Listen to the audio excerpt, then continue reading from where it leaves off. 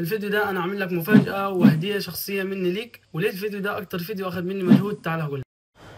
اولا الفيديو ده اجابة على سؤال حاسبات ومعلومات ولا هندسة، ودي فقرة تسألني موجودة حاليا في الستوري.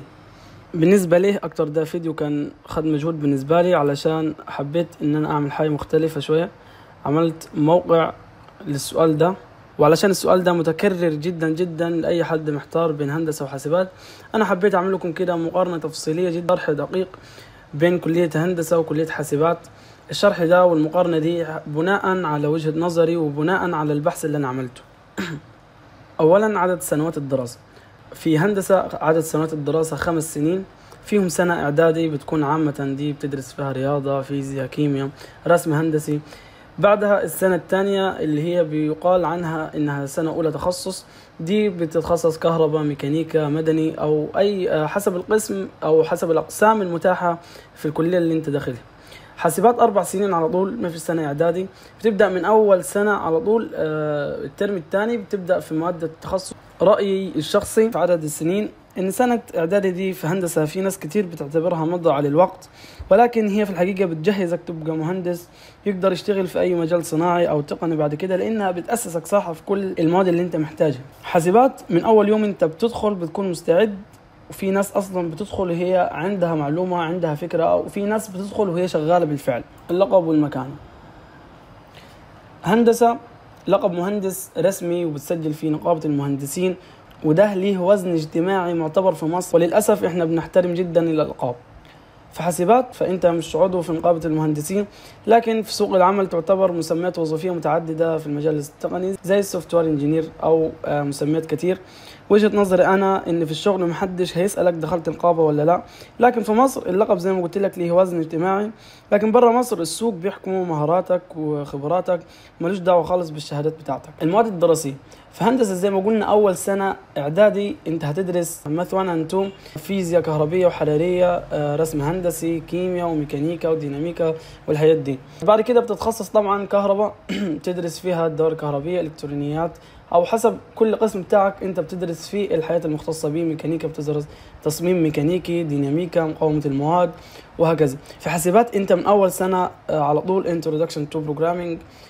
حسب طبعا الكلية بتاعتك، كل كلية وليها لائحة. في كليات بتدخلك في سنة تانية على طول داتا ستراكشر بعد ما بتأسس كويس في الانترودكشن تو بروجرامينج والاوبجكت اورينتد بروجرامينج، اوبريتنج سيستم، سوفت وير انجينير. كل دي حاجات بتدرسها انت في الكلية حسب لائحة الكلية بتاعتك. وجهة نظري انا ان في هندسة الدراسة ثقيلة شوية، معتمدة على الفهم والرياضة والفيزياء، بس تطبيقات البرمجية مش أساسية. حاسبات انت بتشتغل على اللاب دايما، يعني بتسيستم نفسك بينك وبين اللاب كده تعيشوا حياتكم مع بعض.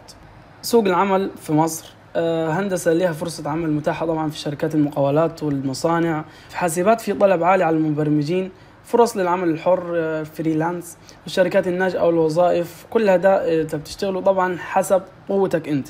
فرص العمل في الخارج في هندسة طبعا انت بتشتغل برا مصر، بيطلب منك شهادات تاني. في شهادات كتير جدا اسماء غريبة، انا سمعت اخر مرة عن شهادة CNC او حاجات زي كده. شهادات كتيرة بتطلبها بعد ما تاخد شهادة هندسة. في حاسبات انت مش محتاج لمعادلة شهادتك، بتعتمد على مهارتك والبورتفوليو القوي. وفي فرص كبيرة للعمل في كندا وأمريكا وأوروبا، دول طبعا جدعنا مني أنا. في رأيي الشخصي فرص السفر في حاسبات أسهل وأسرع بحسب طبيعة العمل والمهارات المطلوبة عالميا. البيئة والضغط الأكاديمي: هندسة فيها ضغط دراسي عالي ولكن ممتع جدا. في مواد بتحتاج لفهم عميق زي الرياضيات والفيزياء. فيها تنافس قوي جدا بين الطلاب ما شاء الله عليهم في هندسة يعني. في حاسبات بيئة دراجونز، ما فيش حد طيب خالص، كلهم شرارير كلهم شريرين. فيها تركيز عملي شوية على البرمجة والمشاريع. ورأيي الشخصي إن الضغط في هندسة أكتر بسبب المواد المعقدة، وفي مش معقدة قوي يعني، ولكن أصعب شميل للجزء النظري أكتر شوية. لكن حاسبات بتحتاج أنت تكون منضبط ومستمر جدا في البرمجة. مسميات الوظيفية بعد التخرج: هندسة فيها مهندس مدني، مهندس كهرباء، مهندس ميكانيكا، مهندس إنتاج، مهندس أي كلمة أي حاجة وحط قدامها مهندس كده أنت خريج هندسة.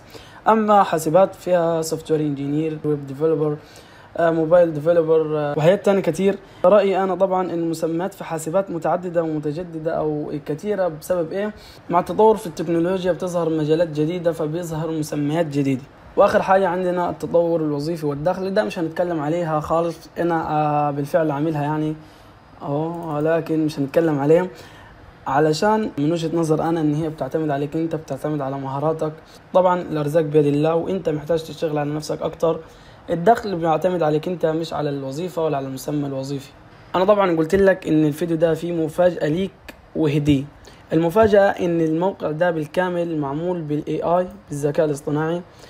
والهدية ان شاء الله هعمل لك فيديو كامل عن الاي اي وازاي تستخدمه بطريقة صحيحة. انا عارف ان كلنا بنستخدم اي اي ولكن مش كلنا بنعرف نطلع منه اللي احنا عاوزينه بالظبط. علشان كده هعمل لك فيديو فيه كل خبايا الاي اي ايا كانت الابلكيشن اللي انت بتستخدمه، علشان تقدر تطلع الحاجة اللي انت عاوزها بالطريقة دي. ولو شايف ان في حد محتار بين حاسبات وهندسة ممكن تشارك له الفيديو ده، اعتقد ان هو هيفيده. والى اللقاء.